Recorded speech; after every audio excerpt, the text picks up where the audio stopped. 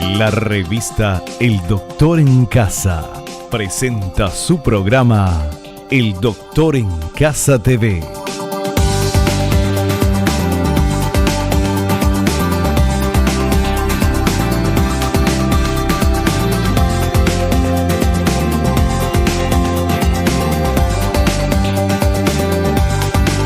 Con la conducción de Vivi Landó.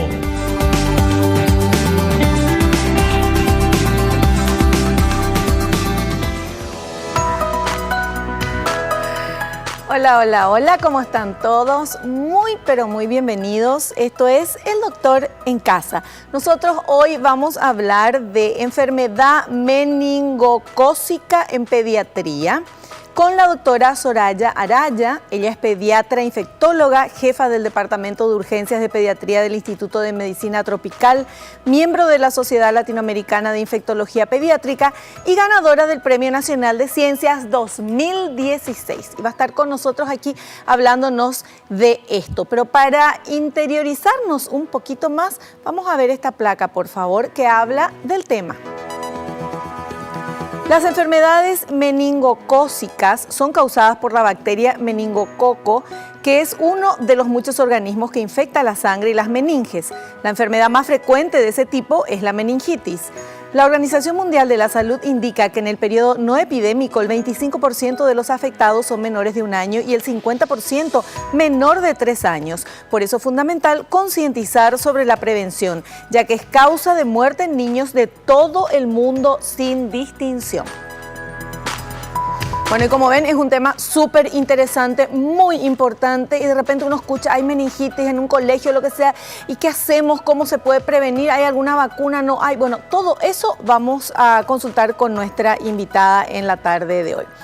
Queremos agradecer y quiero agradecer a todas las marcas que me están apoyando. Muchísimas gracias, de verdad, gracias a ustedes puedo estar presentable aquí delante de cámaras y hacer nuestro ejercicio de la gratitud, agradeciéndole a Dios por el don de la vida, por el amor, por la salud, la familia, los amigos, el trabajo, los compañeros de trabajo. Y podemos seguir agradeciendo porque es de bien nacido ser agradecidos. Yo te agradezco a vos que estás del otro lado, acompañándonos en estos 21 años del Doctor en Casa. Bienvenidos. Un pequeño corte, recibo a nuestra invitada y ya comenzamos con el tema súper interesante.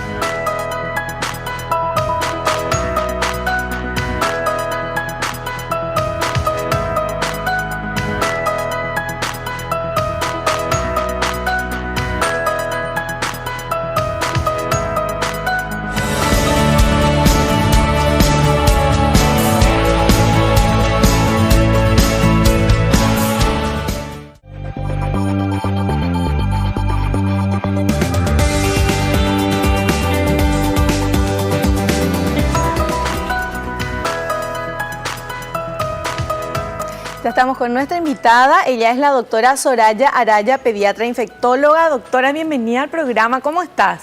¿Qué tal? Un placer verte. Gracias. Un gusto tenerte aquí y sobre todo hablando de este tema tan importante. Pero antes vamos a felicitarle a la doctora ganadora del Premio Nacional de Ciencias 2016. Doctora, qué gusto. Muchas gracias. Contanos, por favor, cómo es este tema, el premio de ciencias, ¿cómo? Sí, le comento. Bueno, año de por medio se suele hacer entrega del premio nacional que a un año le compete a literatura y al año siguiente le compete a ciencias. Hicimos un trabajo de investigación con el equipo conformado por el doctor Arbo, quien les habla, por la doctora Lovera, la doctora Zárate, y ideamos una escala predictora de mortalidad. Es una escala nueva que predice la mortalidad en los niños con neumonía bacteriana y la misma escala está siendo utilizada en países del primer mundo y es una invención nacional. ¡Qué maravilla! ¡Qué orgullo! ¡Qué gusto! ¡Qué maravilla! ¡Qué gusto saber este tipo de cosas! Que bueno, es investigación científica lo que ustedes hicieron para hacer esta escala, ¿verdad? Sí, ¡Qué maravilla! Bueno, felicitaciones una vez más y bueno, bienvenida al programa, nuestro tema de hoy. ¿Por qué enfermedad meningocócica? Me ponen todo tan complicado en vez de decir meningitis, o hay otros tipos de enfermedades meningocócicas. Muy interesante tu acotación. Sí, la verdad que la meningitis, que es la infección del sistema nervioso central, puede ser producida por varios agentes. Puede ser producida por el neumococo, por el hemófilus o específicamente por la Neisseria meningitidis en algunos casos. Cuando el agente causal es la Neisseria meningitidis, recibe el nombre de enfermedad meningocócica. Dependiendo del que es la causa, es el... ¿Y meningitis? Meningitis es un término general que engloba las etiologías virales y bacterianas. En cambio, la meningitis meningocócica es aquella debida específicamente a una bacteria gram negativa denominada Neisseria meningitidis. Bueno, ahí está aclarada la consulta. Bueno, y vamos a ver este primer material. ¿Le parece, señor director? Vamos a ver, así entramos un poquito en el tema.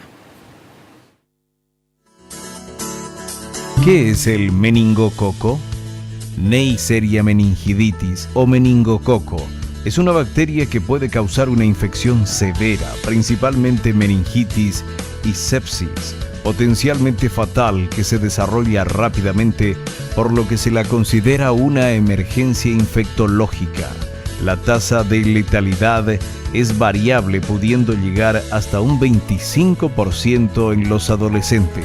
La Organización Mundial de la Salud estima que se producen anualmente 1.200.000 casos de enfermedad invasiva y 135.000 muertes. ¡Qué terrible! Sí, la verdad esta patología llega al punto que aún con diagnóstico temprano e instaurando un tratamiento apropiado, un 10% de los pacientes con meningitis por meningococo pueden fallecer igual en las primeras 24 horas de haberse establecido el diagnóstico.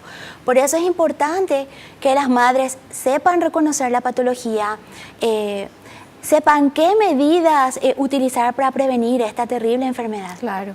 Bueno, vamos, ya tenemos muchos materiales, pero ya quiero saber, ¿cuáles son las características, cómo una mamá puede darse cuenta o sospechar que su hijo tiene meningitis o una de estas enfermedades? Bueno, por lo general, el niño presenta inicialmente un cuadro febril, presenta dolor de cabeza, puede estar presente también vómitos, dolores musculares. En algunos casos puede presentarse convulsiones, deterioro del sensorio, que quiere decir que el niñito está semidormido, despierta poco, interactúa poco. Y en el caso de los bebés más pequeños, el lactante puede estar irritable, un llanto descontrolado que no se calma con la alimentación, que no se calma con los analgésicos comunes. Bueno, pero esas mismas características pueden ser de cualquier otra cosa que no sea meningitis, ¿verdad? Sí, cuando la enfermedad está un poco más avanzada, el niño puede presentar signos meningios que corresponden a la rigidez de nuca. El pediatra intenta flexionar la cabecita del niño o la madre intenta flexionar la cabeza del niño y la cabeza no se flexiona, el cuello está rígido. Y en algunos casos puede además el niño presentar lesiones en piel cuando se trata de meningococo, que vienen a ser lesiones petequiales, puntitos pequeñitos dispersos en diferentes zonas del cuerpo que denotan una pequeña hemorragia en piel. O sea, puntitos rojos. Sí, que es característico de este agente patógeno. Ya. Entonces hay que tener en cuenta también eso, ¿verdad? Sí. Obviamente, si el niño, el bebé o el niño tiene fiebre, está irritable, no quiere comer o una cosa así, uno tiene que consultar enseguida al médico. Y otro dato llamativo que debe saber la mamá es que el niño cuando mira hacia la luz o está en una habitación muy iluminada, siente molestias, siente fotofobia, no puede ver hacia donde hay mucha luz. Bueno, ese es un dato muy importante, porque si tiene, no sé, un resfrío, una infección o lo que sea, no le da ese tema de la luz, ¿verdad? Bueno, importantísimo. ¿Y cómo se puede prevenir? Porque no hay una vacuna contra esto, ¿verdad? Bueno, en el caso del meningococo en particular, la Neisseria meningitidis, sí, hay una vacuna que puede evitarlo. Existen 4 tipos de vacunas que la pueden evitar, pero depende del serogrupo que causa la enfermedad. Existen 13 serogrupos. Los más frecuentes en la población humana son el A, el B, el C, el X, el Y, el W, 135. Y hay vacunas destinadas a cada uno de estos grupos. Y nosotros tenemos esas vacunas acá en Paraguay, o sea, a nivel Ministerio de Salud, que se vacuna a todos los niños. Bueno, muy interesante su pregunta. Referente a la vacuna, a nivel país, la causa más frecuente de meningococcemia es debido al serogrupo B. Sí. En relación al serogrupo B, no tenemos vacuna disponible específica para ese serogrupo en nuestro país, pero sí la hay para los otros grupos. Contra el A, C, W 135, tenemos disponible la vacuna Menactra, tenemos también la vacuna Menveo, y estas vacunas tienen sus indicaciones precisas. Está indicada para aquellas personas con factores de riesgo para infección por meningococo. O sea, cuando uno le lleva a su hijo a vacunar, ¿no están estas vacunas dentro del calendario de vacunación? Sí, estas vacunas están enfocadas para una población especial. ¿Cuál? Que se llama población de riesgo. Esta población especial está constituida por los pacientes con asplenia funcional, es decir, y asplenia anatómica, o sea, aquellos que no tienen vaso. Está destinada para aquellos niños con enfermedad del complemento, para los niños con linfoma de Hodgkin o personas adultas con linfoma de Hodgkin, para personas con HIV, para trabajadores de la salud, para aquellos que trabajan en laboratorios donde manipulan a esta bacteria, también para personas que conviven con el VIH y para personas que viajan a zonas emergentes, que vendría a ser el cinturón del meningococo, cinturón del África, que va desde Senegal hasta Etiopía, que es zona donde frecuentemente hay casos de meningitis por meningococo. Ya. Doctora, usted mencionó, yo sigo con el tema de la vacuna, mencionó que el tipo B es el más frecuente en nuestro país. En nuestro y país. Es justo, es el que no tenemos la vacuna. Y ahora no lo tenemos disponible, es una vacuna que recientemente... Pero existe la vacuna. Sí, es una vacuna que recientemente se ha creado y que está haciendo... hay trabajos al respecto. La que más hay disponible es la que actúan contra los demás serogrupos, pero en nuestro país también circulan los otros serogrupos dependiendo de la temporada del año. Por eso es que existe lo que se denomina Departamento de Vigilancia Epidemiológica. Allí año a año vigilamos qué serogrupos están circulando, si son serogrupos contenidos o no en las vacunas disponibles y el grupo de personas al cual afecta. Si la frecuencia de enfermedad es de 1 por cada 100.000 habitantes, quiere decir que no estamos en una situación de brote o epidemia. Pero si afecta a 10 personas por cada 100.000 habitantes, estamos en una situación de epidemia. Pero esto se contagia, la meningitis se contagia de una persona a otra. Sí, la meningitis se contagia a través del contacto directo, contacto con las secreciones respiratorias. Y por eso que uno entra en pánico, como madre digo, ¿verdad? Cuando de repente dicen, bueno, en tal escuela o en tal colegio un chico se detectó que tiene meningitis, ahí se va tu hijo, o se va tu sobrino, y vos te desesperás porque se contagia. Sí, lo que estás diciendo es muy cierto. En los contactos, nosotros hablamos de definición de contacto cuando la persona que adquiere la enfermedad estuvo cercana a otra persona durante un lapso de 4 horas, 5 días en la semana, que es el horario que cumplen los niños en clases. Y cuando hablamos de una unidad educativa, decimos que hay un brote cuando hay 3 o más casos de meningitis por un mismo serogrupo en un periodo de 3 meses. Bueno, pero ¿y qué hace la mamá que, por ejemplo, hay meningitis ahora, doctora, acá en nuestro país? Bueno, siempre hay, ¿verdad? Siempre hay. Ahora, en lo que va del año, desde la semana epidemiológica 1 a la semana 20, hemos tenido reporte de casos en vigilancia epidemiológica de 625 casos de enfermedad meningoencefálica, de los cuales el 15% fue representado por la etiología bacteriana y de estos 15% de etiología bacteriana, tan solo 4 casos fueron por el meningococo, pero es una situación que debemos tener en cuenta. Claro, porque tan solo 4 casos, pero son 4 vidas. Es cierto.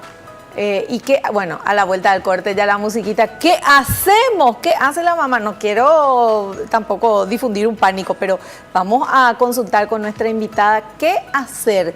Si te dicen, bueno, parece que hay un brote, qué sé yo, no le mandás más al colegio, ya se contagió tu hijo, ¿qué va a pasar? A la vuelta del corte.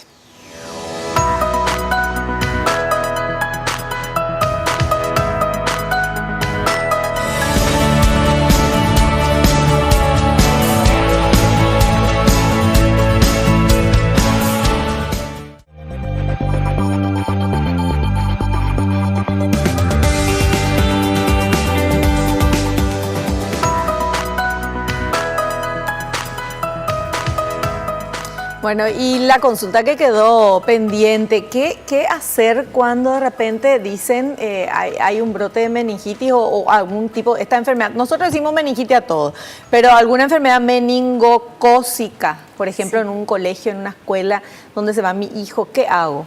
Bueno, lo más importante es la información. Muchas veces uno tiene temor de dar a conocer el caso, pero muy por el contrario. Sí. Hay que informar que hay un caso de meningitis por meningococo. Entonces, en ese caso lo que se realiza es se establece quiénes fueron los contactos del niño y se da lo que se llama profilaxis. La profilaxis es una medicación antibiótica por vía oral que se da a los niños o a las personas adultas que tuvieron más de 4 horas durante 5 días a la semana en contacto con el paciente enfermo, y se le administra rifampicina o ceftriaxona intramuscular o ciprofloxacina vía oral, que se le da por un lapso, en el caso de la rifampicina, por un lapso de 2 días, en el caso de la ceftriaxona y la ciprofloxacina son dosis únicas, y con eso uno logra evitar que la persona que estuvo en contacto adquiera la enfermedad. Ya. Y se le vigila al contacto durante un lapso de 30 días para ver cómo evoluciona. Claro. Bueno, perfecto. Ahí ya nos tranquilizamos un poquito más, importante. Y para prevenir, ¿hay algún tipo de qué podemos hacer para prevenir el tema de meningitis? Bueno, es muy importante en el caso de las personas con factores de riesgo que tengan su inmunización contra el meningococo, en aquellas personas que no tienen factores de riesgo, tener la costumbre de cuando el chiquito está enfermo, no enviarlo enfermo al colegio, tener una alimentación saludable, el lavado frecuente de manos, la higiene respiratoria, que quiere decir que al toser o al estornudar, hacerlo en el ángulo del codo y no en las manos, para evitar que así uno vaya depositando la bacteria o el virus sobre la superficie que uno toca.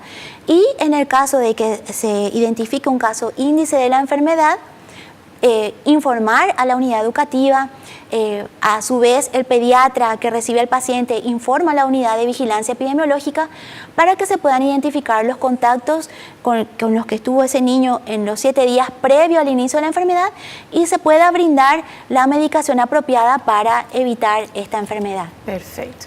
Bueno, tenemos más material. Vamos a ver este siguiente material, por favor. Transmisión de las enfermedades meningocócicas. Se transmiten de persona a persona a través de las secreciones respiratorias de un portador asintomático y menos frecuente de un enfermo, generalmente por el contacto cercano y prolongado. Los enfermos que reciben cefalosporinas de tercera generación como tratamiento dejan de contagiar 24 horas después de iniciado el tratamiento. Algunas personas pueden portar esta bacteria en la nariz. La prevalencia global de portación varía entre 1% y 35%. La inhalación de humo, tabaco, biomasa, carbón, leña, etc. y las infecciones virales o por micoplasma incrementan la portación. Se han descrito brotes de enfermedad meningocócica a continuación de epidemias de influenza A. ¿Está correcto? Es correcto el material. Por eso es que esta temporada del año es muy importante, porque es una temporada en la cual el virus de influenza circula. En lo que va de este año, el 25% de todas las causas respiratorias en niños se ha debido al virus de la influenza A. Las personas portadoras sanas del meningococo portadoras a nivel de la nariz pueden ser después las que introducen el germen en su ambiente comunitario. Es importante que sepan que en el ambiente domiciliario o en la unidad educativa, sea jardín o guardería, la chance de que una persona adquiera una infección por meningococo es 500 a 800 veces mayor a que si no estuviera en esa comunidad cerrada.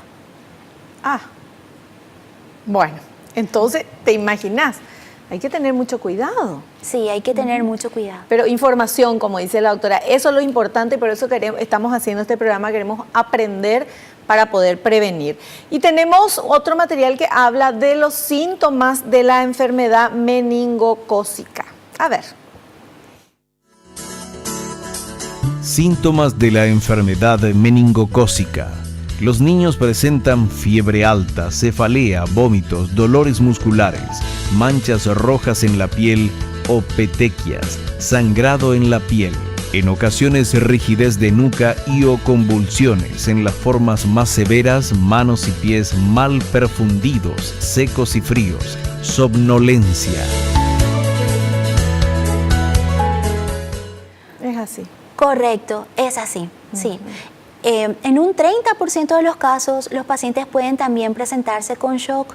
Shock quiere decir presión arterial por debajo de lo que corresponde a la normal. Y un criterio de mayor gravedad en relación al niño es cuando el paciente, en lugar de tener glóbulos blancos elevados en el hemograma, cuando hay un proceso infeccioso, posee glóbulos blancos bajos. Y cuando en lugar de tener plaquetas normales en el hemograma que se le solicita, tiene plaquetopenia, que quiere decir plaquetas por debajo del número normal para la edad, más todos los signos que se han descrito anteriormente. Bueno, ¿cuál es el pronóstico para un chico que se le detecta esta enfermedad? Bueno, la enfermedad producida por el meningococo puede ser de dos tipos. Puede ser una meningococcemia sin meningitis o una meningococcemia con meningitis. Es mejor para el niño una meningococcemia con meningitis porque la chance de sobrevida es mayor en este caso a aquel caso que debuta sin meningitis. La posibilidad de que el niño quede con una secuela posterior a una meningitis por meningococo es de un 20%. En un 20% de los casos puede quedar con sordera o hipoacusia, con trastornos del aprendizaje, con convulsiones. Por eso es que es tan temida esta enfermedad y que es importante el tratamiento oportuno. Pero con un tratamiento oportuno, ¿uno puede estar tranquilo de que el niño va a estar bien? Sí, la chance de fallecer de un paciente cuando un paciente tiene una meningitis por meningococo, la letalidad es del 8%. Ahora, si se trata de un adolescente, la letalidad puede ser un poco mayor y llegar inclusive a un 25%. Y si se presenta la forma fulminante, que es la forma en la que el paciente presenta la presión baja, las plaquetas bajas, un deterioro del sensorio, está muy dormido con algo que nosotros llamamos Glasgow menor de 12. El Glasgow, para que las mamás entiendan, es una escala que utiliza el médico cuando recibe al paciente para ver qué tan despierto se encuentra el niño. Lo normal es que tenga un valor de 15. Cuando tiene un valor de 12 o por debajo de 12, el pronóstico es más reservado y la chance de sobrevida es menor. Entonces, todos estos detalles toma en cuenta el pediatra cuando recibe al niño en un departamento de urgencias. Claro. Bueno, vamos a ver el siguiente material, por favor. Sí, está súper interesante esto. Vamos. Vacunación contra el meningococo en Paraguay.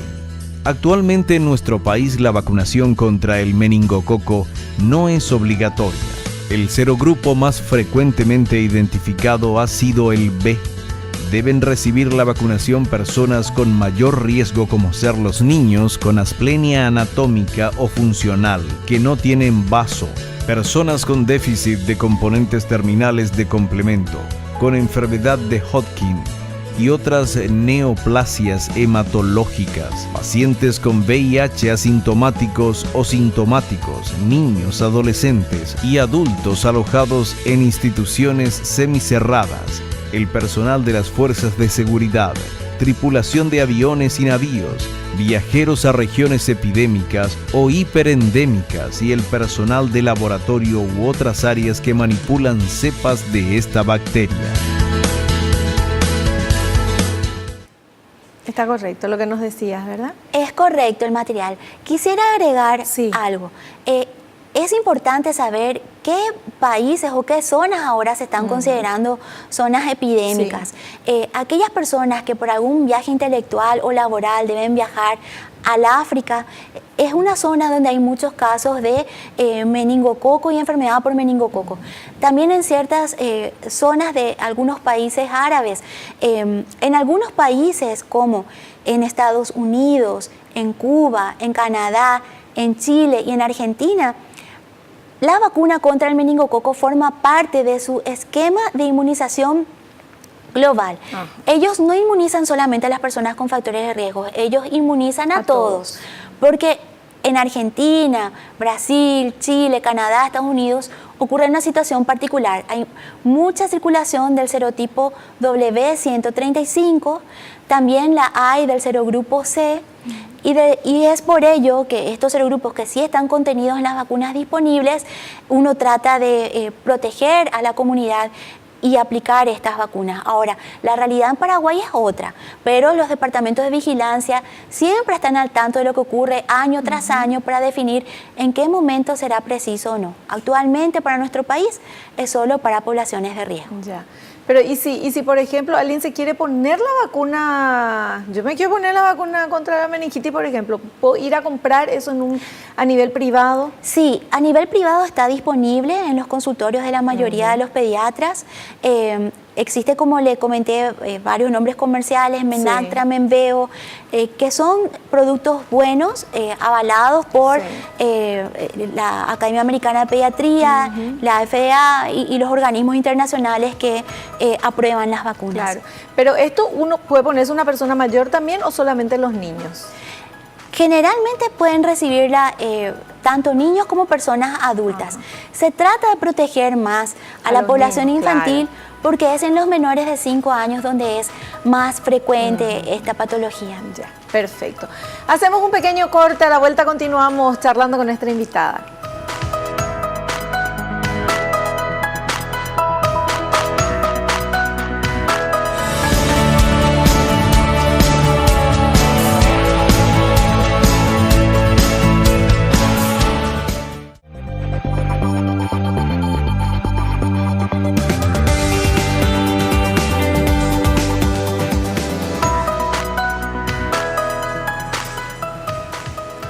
Muy bien, continuamos y ahora tenemos otro material pero antes del material, quiero preguntarle algo a nuestra invitada.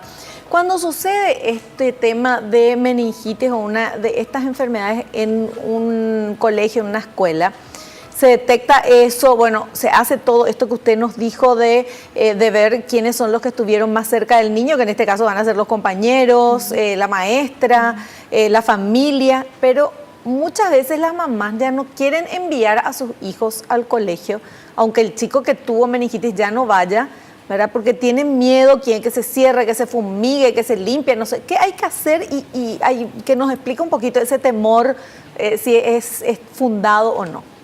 Muy interesante su pregunta. La Academia Americana de Pediatría y la Sociedad Latinoamericana de Infectología Pediátrica han acordado que en los casos de meningitis o brotes por meningococo no es necesario el cierre de las unidades educativas. Tampoco es necesario recurrir a la fumigación. Lo que se hace es, el niñito enfermo deja de acudir al centro educativo, se establece, como habíamos dicho, el contacto y la medicación para los contactos y se debe hacer una higiene con lavandina. Esa higiene con lavandina del piso, de las mesadas, de los juguetes con los que interactúan los niños, del baño, tiene una concentración especial que es de un 10 a un 20% la concentración que se utiliza. Con esa medida uno logra erradicar el agente y la unidad educativa se constituye en un lugar seguro para el niño. Lo que sí debe haber una buena información. ¿Cómo sabemos, perdón, pero cómo esa lavandina se mezcla con agua, ¿verdad? Para limpiar? Sí. Entonces, ¿cómo sabemos la proporción que tiene que tener? Bueno, la concentración de la lavandina es la siguiente. La CDC establece que se puede utilizar lavandina al 0,1% o lavandina al 0,5%. Y la concentración que se debe utilizar es la de 5 cucharadas a 1 taza por galón de agua. Galón de agua quiere decir por cada 4,5 litros de agua. Si uno utiliza a esa concentración, con eso higieniza pisos, baños, o sea, 4,5 litros de agua y 1 taza de lavandina. De lavandina. Esa lavandina que se compra en cualquier lado. De uso común domiciliario. Con eso uno logra erradicar tanto el agente causal de la meningitis por meningococo, erradica la Neisseria meningitidis y erradica también al enterovirus, que es el agente causal más frecuente de meningitis virales. Perfecto, bueno, interesantísimo eso porque está al alcance de todo el mundo poder Está al hacer este alcance. tipo de limpiezas, ¿verdad?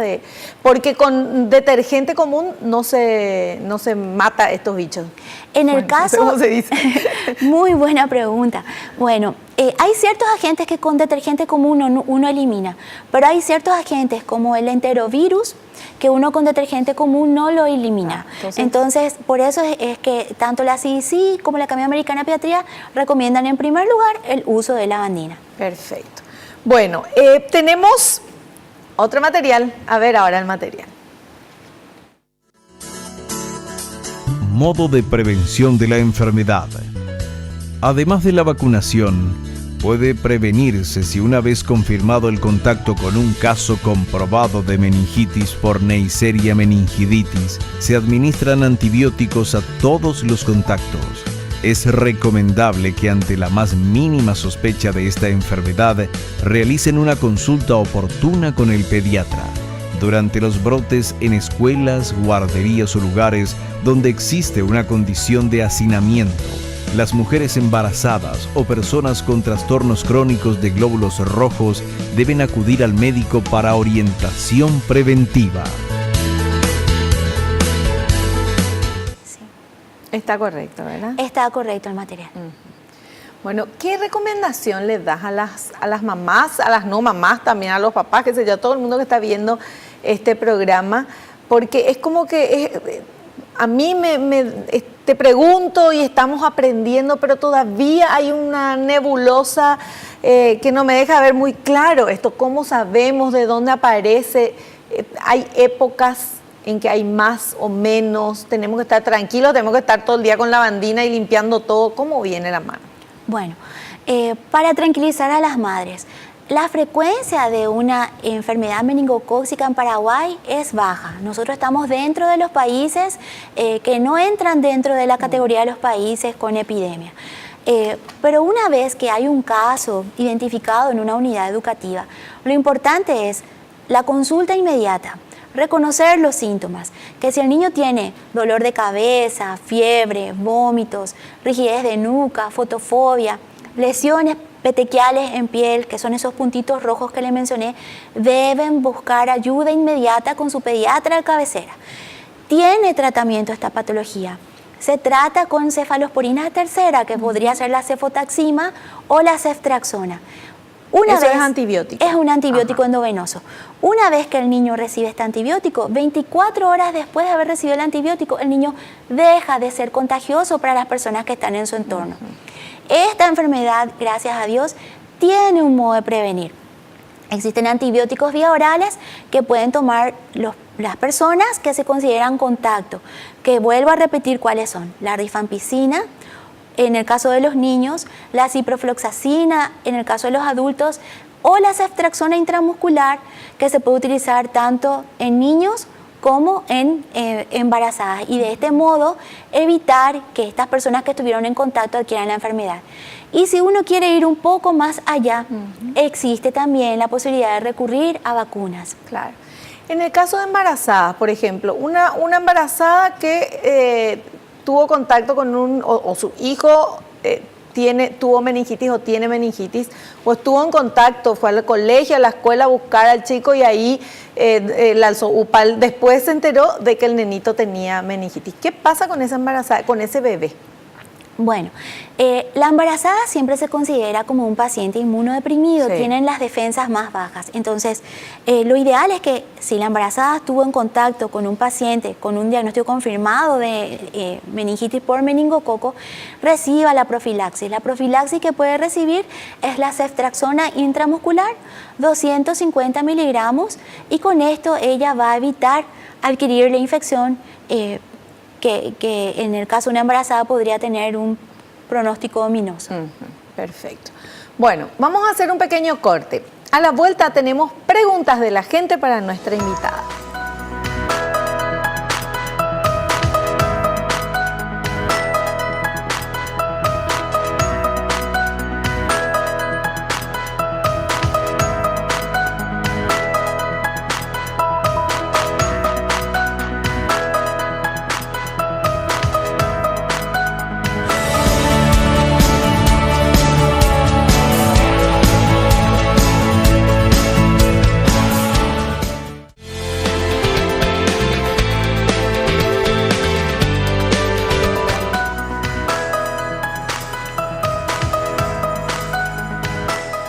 Muy bien, y ahora nosotros ya esta parte final del programa, pero tenemos varios minutos para ver las preguntas que ustedes nos hacen en las redes sociales. Hablando de eso, es muy importante que vayan tomando nota de nuestras redes sociales para poder hacer así las consultas y también ver ahí todo lo que publicamos, que es todo lo que pasa acá en el programa.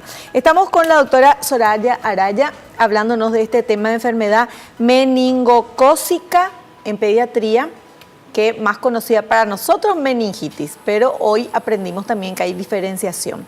Y tenemos preguntas de la gente. Vamos a contestar, va a contestar la doctora las consultas. ¿Te parece, doctora? Cómo no, con gusto. Bueno, vamos con esa primera consulta, por favor.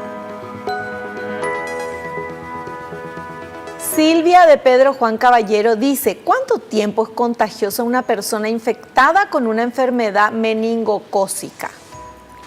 Si el paciente recibe tratamiento con cefotaxima o ceftriaxona, tras las primeras 24 horas de tratamiento, el paciente deja de ser contagioso.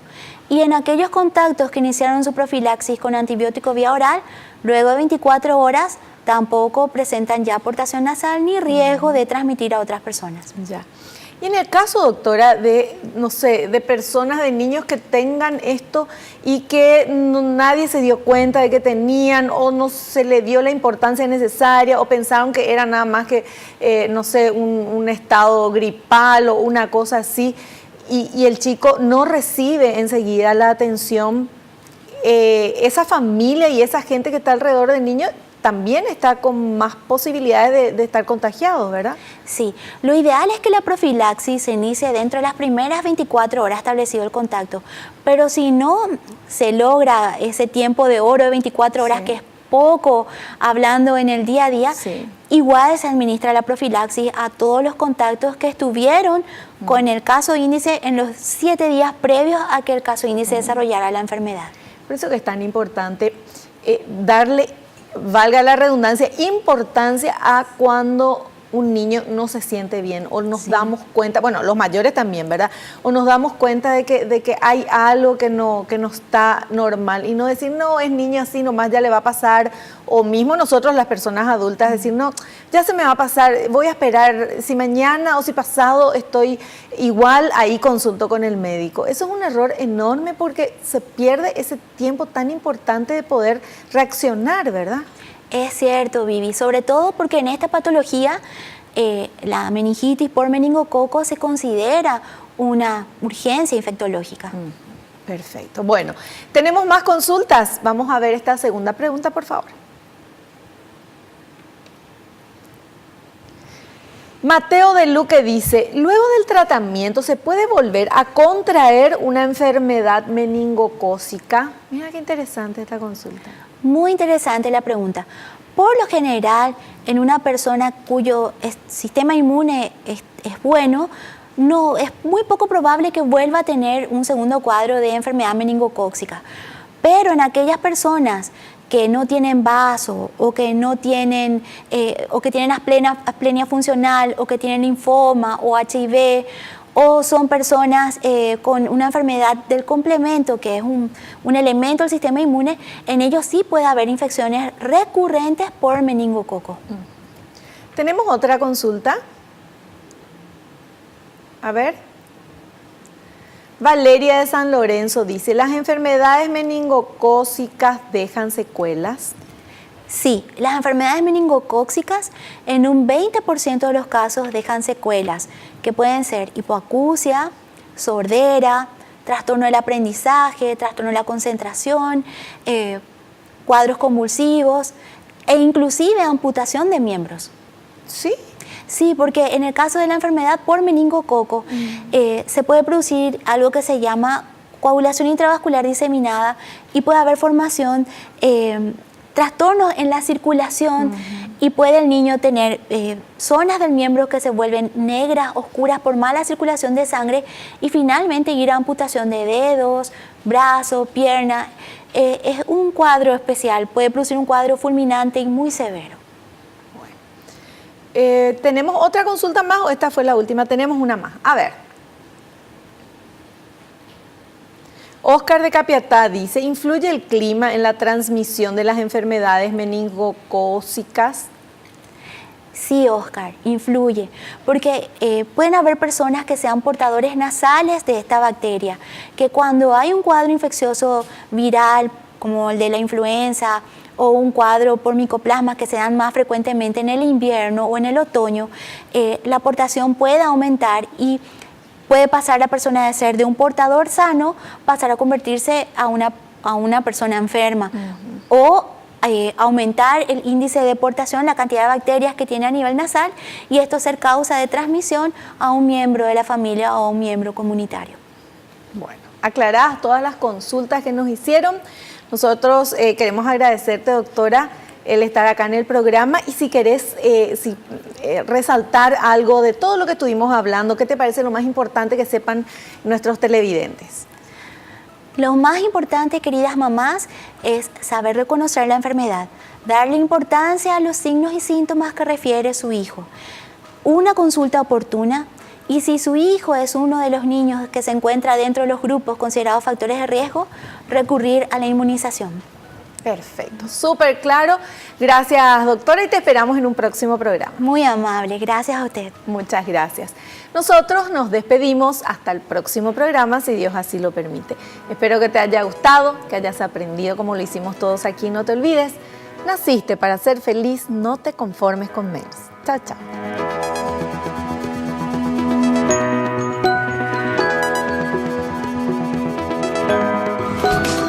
La revista El Doctor en Casa presentó a Vivi Landó en el programa El Doctor en Casa TV.